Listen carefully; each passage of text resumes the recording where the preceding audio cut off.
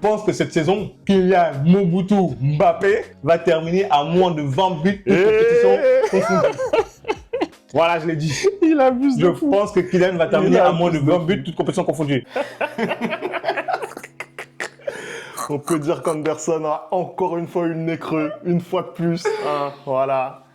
Écoutez, hein, je demande pardon. Pardon, population. Celui qui n'a jamais péché me jette la première pierre. Voilà.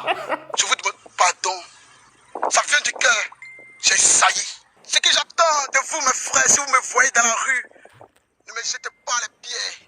Si vous me voyez dans la rue, voyez-moi comme un frère. Oui, vous pouvez me juger, mais ne me voyez pas comme un chien. Ne me voyez pas comme un imbécile. C'est excellent, c'est vraiment très très bon. Bon, en tout cas, c'est tant mieux pour le Real, ça fait les affaires des Madrilènes. Le Real Madrid qui s'impose à Valladolid assez facilement au final, 3-0 sur la pelouse de Valladolid.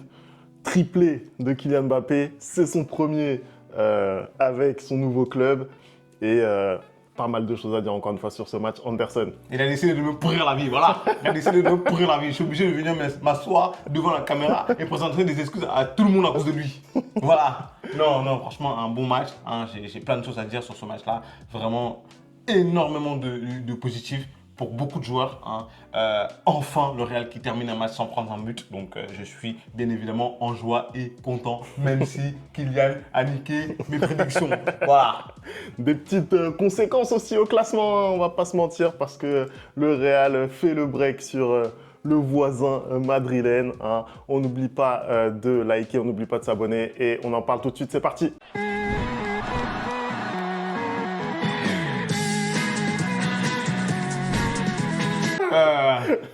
Allez, on commence tout de suite ce débrief, Anderson.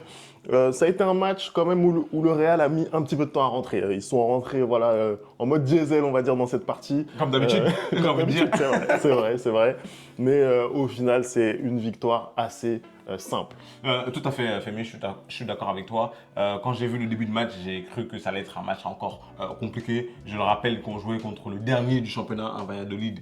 C'est très compliqué pour eux cette saison. Et au début du match, j'ai pas vu un Real conquérant. Hein. J'ai vu un Real à petit trot. Hein. J'ai vu un Real, encore une fois de plus, avec un moteur diesel qui prend du temps à démarrer. Et même dès le début, hein, j'ai l'impression que c'est une constante. Dès que le match commence, parade de Courtois. Voilà, le match il a encore commencé de cette manière-là, avec ce corner où Courtois est obligé de faire une parade.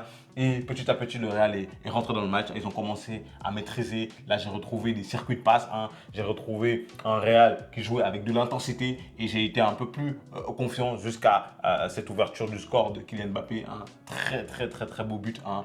Cette combinaison avec Jude Bellingham. Apparemment, c'est devenu le nouveau duo. Hein. Ils se trouvent les yeux fermés, j'ai l'impression.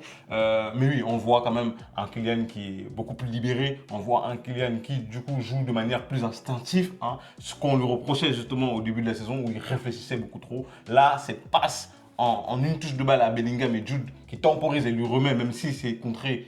C'était ça l'intention.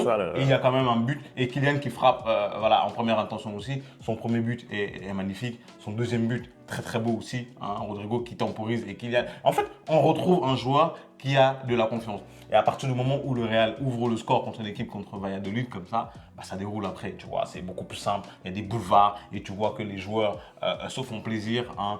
J'ai trouvé que Ceballos, encore une fois, avait fait une prestation extraordinaire. Hein. J'ai trouvé qu'en attaque, Rodrigo avait mis du temps à rentrer dans le match, mais finalement, j'ai trouvé que ça allait. Jude Bellingham, encore une fois de plus, que dire. Hein. Que dire, il ne marque pas, mais moi, je te l'ai dit tout le temps, j'ai pas besoin qu'il marque pour faire un bon match. Hein. Il me fait encore une prestation XXL ce soir. Il va provoquer ce dernier penalty. Il est pas loin aussi de mettre son but. Raúl Asensio, je suis désolé, quand on voit les prestations de Raúl Asensio, je ne comprends même pas comment on peut en mettre un Lucas Vazquez sur le terrain. Je suis désolé. Hein. Aligné à droite aujourd'hui. Hein. Aligné à droite aujourd'hui et malgré ça, il est quand même très bon. Donc, dans la globalité, je suis satisfait de ce que j'ai vu de la part de mes joueurs ce soir. Tu as raison de dire que voilà, le Real fait une bonne prestation. Tu as parlé de l'alerte en tout début de match sur corner. Il y a eu une deuxième alerte, je crois, sur Courtois qui la repousse un peu en mode handball. Mais très vite, le Real a repris le dessus sur le jeu. Et c'est logiquement qu'ils ouvrent le score sur cette très belle combinaison, tu l'as dit. Et c'est ça qui frappe, c'est vraiment cette facilité, cette connexion. On a la sensation qu'ils prennent plaisir à jouer ensemble en fait et que Mbappé enfin a réussi à s'intégrer dans ce collectif-là. Je vais te lancer Anderson hein, sur le match de Kylian, on arrive, mais déjà sur les choix de Carlo aujourd'hui, on vient de parler de Raúl Asensio qui a démarré à droite, on a eu le retour de Aurélien Tchouaméni, hein, ton joueur préféré du moment. Voilà, il y a eu également Brahim Diaz qui a été titularisé aujourd'hui. Est-ce que pour toi, c'était ce qu'il fallait faire, en sachant que, voilà, en Ligue des Champions, on sait que le Real est déjà qualifié? Oui, totalement. Je t'avoue quand même que j'ai eu un tout petit peu peur quand j'ai vu que on avait le retour d'Aurélien Tchouaméni en charnière centrale. J'ai pas compris parce que je me suis dit que Asensio, normalement, vu les prestations qu'il avait livrées récemment, ne devait plus bouger de cette défense-là et que pour moi, c'était plus à Valverde d'aller à droite. Mais bon, je pense que Ancelotti a choisi aujourd'hui de garder Valverde au centre pour densifier le milieu de terrain, de mettre Asensio qui teste depuis un bon moment maintenant. Je l'avais dit justement à l'avant-match de Ligue des Champions que Asensio était testé en arrière droit, il a été très très bon. D'ailleurs, au début du match, Omar se posait la question de savoir s'il était capable justement de remonter le terrain avec le ballon, de faire des percées. Il l'a très très vite contredit, hein. Il a fait de fort belles manières. Tchouaméni a été aussi solide. Comment dire, en défense centrale, hein, et ensuite il a retrouvé son poste au milieu de terrain. Je trouve que Tchouaméni, il faut aussi le dire, je le critique beaucoup, mais là depuis quelques temps, il retrouve son niveau de jeu, il est assez sérieux. Brahim Diaz maintenant qui se retrouve à droite, ça c'est la conséquence du fait que Vinicius soit suspendu, donc Rodrigo va à gauche et Brahim occupe ce côté droit. J'aurais peut-être préféré voir Arda Güler. Je pense qu'il a aussi besoin de commencer les matchs, même si maintenant il joue de plus en plus, il a de plus en plus de minutes. D'ailleurs, ça c'est un aspect que dernièrement, justement, je loue de la part d'Ancelotti parce que ça fait des années que j'attends ça. Il fait les changements le plus tôt possible. Maintenant, le premier changement là, du match, je crois qu'il arrive à la 65e minute et ensuite il y a Arda qui rentre à la 72e minute. C'est ça, des changements. Hein. Tu donnes le temps aux joueurs de pouvoir s'exprimer. On voit que Arda il rentre, il fait une très très très belle passe à Modric qui a failli ramener le 3-0. Donc de manière générale, malgré la petite crainte que j'ai eue quand j'ai vu Tchouaméni en défense centrale, les choix de Carlo Ancelotti ce soir ont été bons.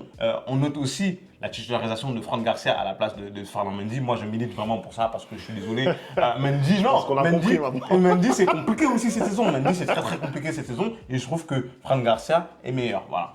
Je pense qu'on a compris maintenant, hein, ton nouveau cheval de bataille, c'est... Après la droite, c'est la gauche. c'est important, voilà. On va parler maintenant de la presta de Kylian parce que voilà, c'est le grand bonhomme de ce match. C'est un premier hat-trick, un premier coup du chapeau avec le Real Madrid. Voilà, il atteint cette barre des 20 buts, toutes compétitions confondues. Qu'est-ce que tu peux nous dire, Anderson sur la partie de Kylian? Toi, tu veux vraiment m'humilier. Non, il a volonté de m'humilier ce soir. Femi, il est venu pour abattre l'ennemi. Non, mais c'est important.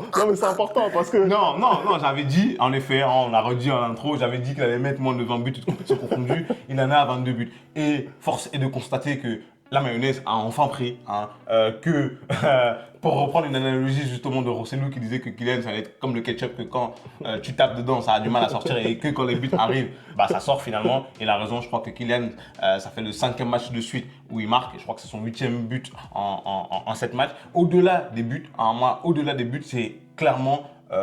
comment dire, son comportement sur le terrain, c'est clairement comment dire, son état de forme. On voit clairement un joueur qui est concentré, on voit un joueur qui court, on voit un joueur qui est impliqué, on voit un joueur qui est beaucoup plus intuitif que cela a été dans la première partie de la saison. Hein. Je ne peux pas mentir. Moi, je te dis, je le critiquais, je l'ai toujours dit.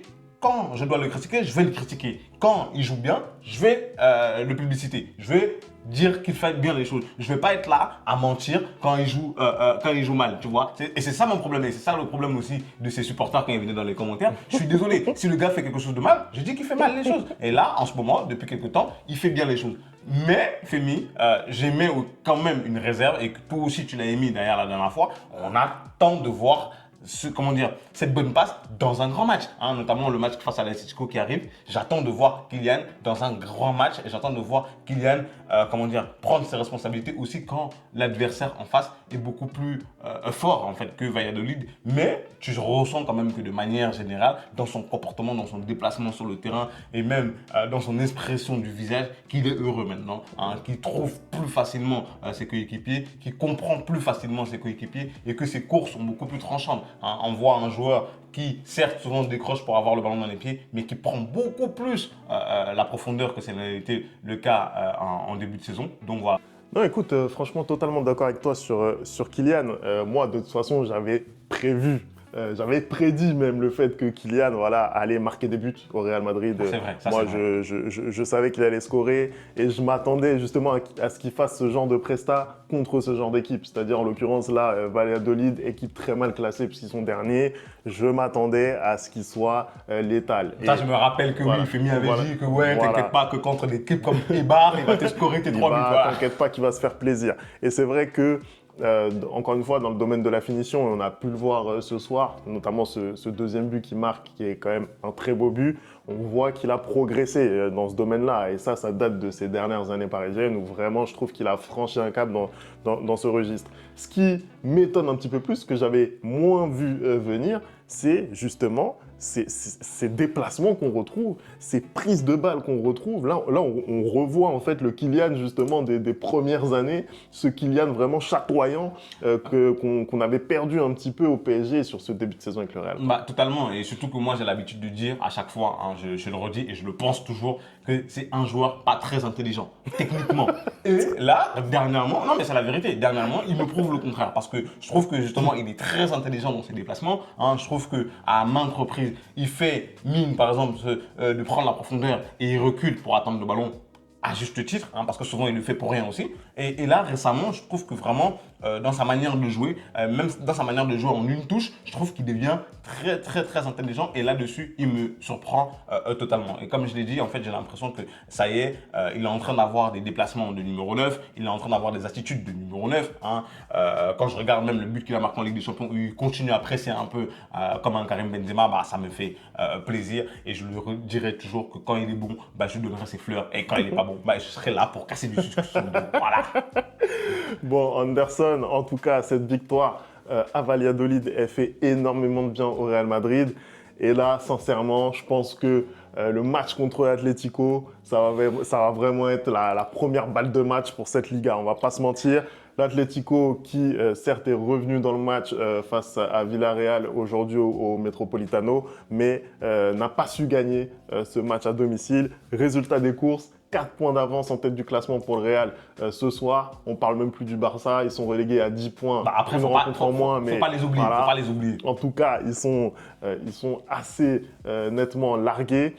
Anderson, c'est incroyable. Bah, c'est une incroyable, aubaine. là. Non, on va pas se mentir, c'est une aubaine. Quand tu regardes le début de saison du Real Madrid, tu vas jamais te penser que là, à la 21e journée, on soit là où on en est. Hein.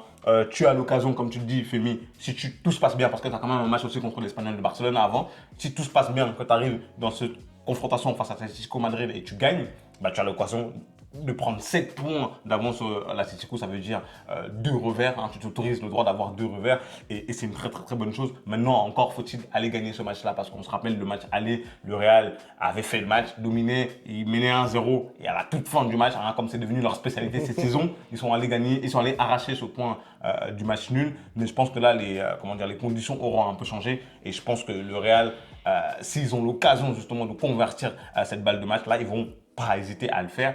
Et si tu, dès la 24e journée, par exemple 25e journée, arrives avec 7 points d'écart sur l'Atlético, surtout qu'il y a un Atlético Barça aussi qui arrive, hein, si jamais il se neutralise ou si jamais c'est le Barça qui gagne, bah toi tu te fais plaisir, tu vois ce que je veux dire. Et c'est une très bonne chose, franchement. Ancelotti, je sais pas comment il a réussi, quel grigri il a réussi à faire pour avoir ce résultat-là, quel marabout il a appelé, mais le Real, premier à 5 points aujourd'hui, c'est ça non à 4 points, pardon, 4 points. de l'Atlético Madrid à la 21e journée, c'est une excellente opération. Bah, surtout que si justement il y a cette victoire face à Atlético, ça va vraiment permettre derrière de faire de la gestion. On rappelle que Le Real, avec son calendrier dantesque cette saison, va notamment devoir disputer un barrage de Ligue des Champions. C'est pas encore sûr. Ça se trouve, on va passer direct. On sait jamais. On sait jamais. On sait pas. Mais en tout cas, voilà, c'est quelque chose à prendre en compte pour Carlo Ancelotti. Il va pouvoir faire un petit peu plus de gestion, notamment lors des matchs de Liga. Donc ça va être un luxe qui va pouvoir se payer et ça va permettre aussi au Real de pouvoir aller un petit peu plus loin dans chacune des compétitions. Donc on verra ce que ça va donner. En tout cas, le Real qui fait la bonne opération du soir, qui s'impose à Valladolid, donc 3-0, score final. Merci d'avoir regardé cette vidéo. On n'oublie pas les bonnes habitudes, @le replay foot. Et on se retrouve très très vite pour une nouvelle vidéo. Ciao!